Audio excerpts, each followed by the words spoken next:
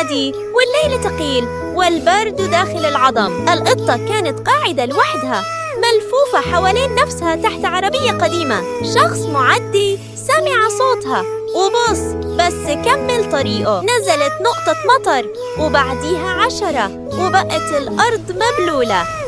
القطة خرجت تدور على مكان ناشف، عينيها بتدور وودانها مرفوعة.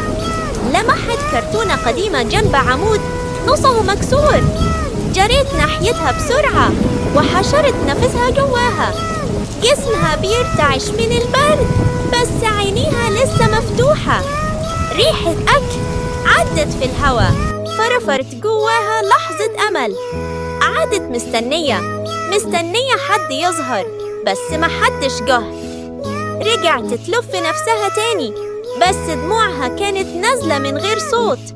وبين كل الدوشة اللي في العالم كانت بتهمس جواها كان نفسي حد يسمعني. لو عجبك الفيديو متنساش تعمل لايك وتشترك في القناة.